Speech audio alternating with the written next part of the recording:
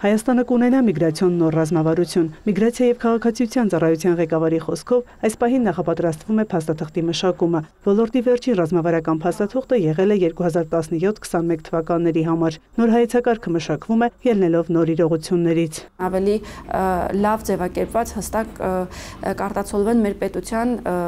դիրքորոշումները, թե ինչպիսի միգրացիոն պատկեր ենք մենք ցանկանում ունենալ, ինչպիսի իմիգրացիոն հոսքերի կառավարման գործիքակազմ ենք որդեգրելու եւ իհարկե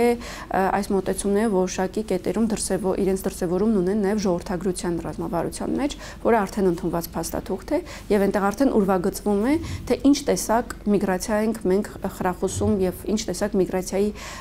համար ենք մշակում մեր ինստիտուտները։ Դավթյանի խոսքով ոլորտում տեղի են ունեցել խորքային բարեփոխումներ։ Փոխվել է ոչ միայն կառուցվածքը, այլ նաև միգրացիայի կառավարման տրամաբանությունը։ Նրա դիտարկմամբ Հայաստանը անկախությունից ի վեր հայտնի է որպես էմիգրացիայի երկիր, ունեցել է սահմանահատումների, մուտքի ու ելքի տասնյակ հազարներով բացասական տարբերություն։ Միգրացիոն միտումները ըստ ծառայության պետի վերջին տարիներին ցայտ ունեն, փոխում են տասնյակ տարիների փորձառությունը։ Հիմա շատ ավելի բնականon իրավիճակ ունենք, ելի բավականին լավ թիվ ունենք սահմանահատումների տարբերության իմաստով,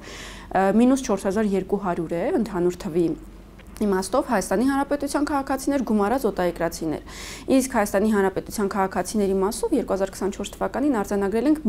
մոտ 15000 ցուցանիշը, որը եթե անցյալ տարվա հետ համեմատենք, նկատում եմ 2023-ի հետ համեմատենք,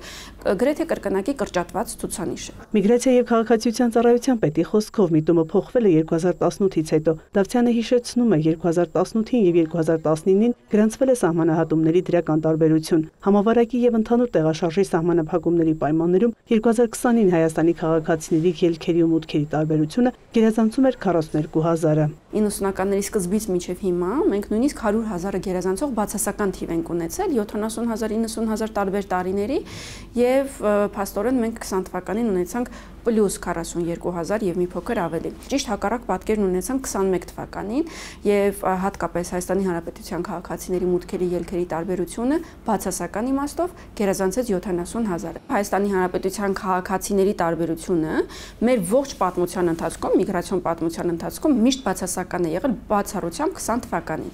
Բայց այդ բացասական հաշվեկշիռը այս տարի 24 թվականի իմաստով կրկնակի կրճատվել է։ Ռուսաստանի քաղաքացիների սահմանահատումները շարունակում են պահպանվել թոփ-հնգյակում, բարձր հորիզոնականներում նաև սահմանակից պետությունների, Վրաստանի, Իրանի քաղաքացիներն են, թոփ-հնգյակում է նաև Միացյալ Նահանգները։ Ռուսաստանի Դաշնության քաղաքացիների սահմանահատումների տարբերությունը գերազանցում է 30,000-ը։ Ճիշտ հակառակ պատկերն ունենք Հնդկաստանի քաղաքացիների մասով, սահմանահատումների տարբերությունը այս անգամ 2024 թվականի ամփոփ ցուցանիշով արդեն բացասական է, այսինքն ավելի շատ Հնդկաստանի քաղաքացիներ հեռանում են, քան գալիս են, այդ մասին է միտումը եւ սա նաեւ վառ արտացոլված է մեր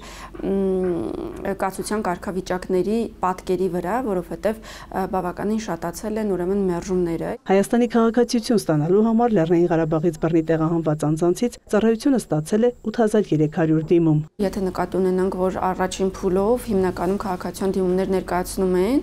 այն ընտանիքները, ովքեր հավակնում են դառնալու բնակապահովման ծրագրի շահառու, իսկ դրանք 3 եւ ավելի զավակ ունեցող ընտանիքներն էին, ապա պետք է նկատի ունենալ, որ այս ծնողների երեխաները եւս փաստաթղթավորվելով Հայաստանի Հանրապետության քաղաքացու անձնագրով դառնում են Հայաստանի Հանրապետության քաղաքացի, ընդհանուր առմամբ պատկերի մեջ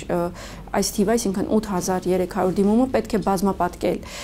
որպեսզի ընդհանուր պատկերը հասկանանք։ Վերջին տարիներին ավելացել է նաև ընդհանրապես Հայաստանի քաղաքացիություն ստանալու դիմումների թիվը։ 2024-ին ՀՀ քաղաքացիություն է շնորհվել 21000 անձի։ Մայա Խաչատրյան, Ռոմիկ Խաչատրյան, լուրեր։